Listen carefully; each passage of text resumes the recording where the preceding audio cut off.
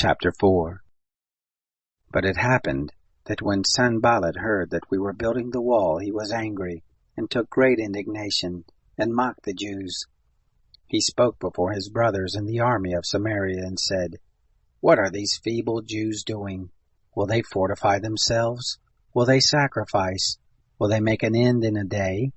Will they revive the stones out of the heaps of rubbish, seeing they are burned? Now Tobiah the Ammonite was by him, and he said, Even that which they are building, if a fox go up, he shall break down their stone wall.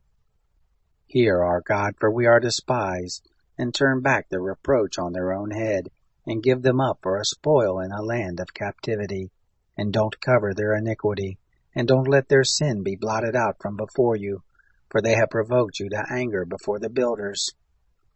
So we built the wall, and all the wall was joined together to half the height of it, for the people had a mind to work.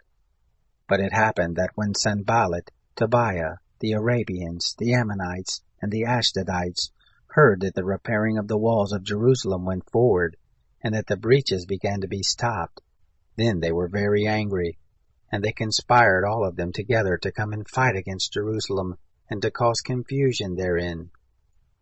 But we made our prayer to our God, and set a watch against them day and night because of them. Judah said, The strength of the bearers of burdens is decayed, and there is much rubbish, so that we are not able to build the wall.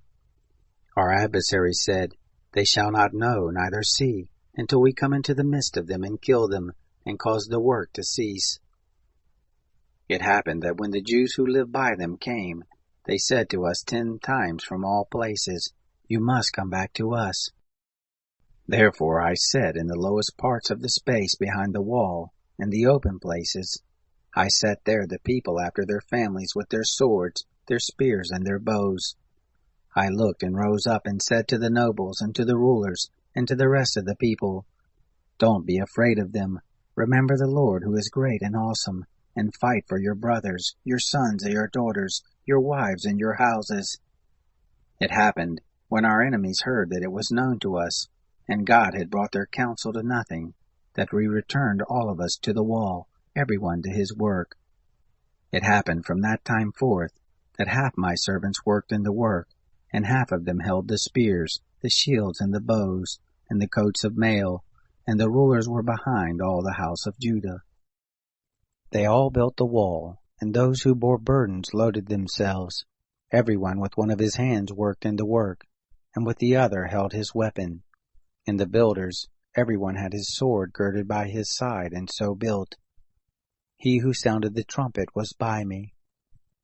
I said to the nobles and to the rulers and to the rest of the people, The work is great and large, and we are separated on the wall, one far from another.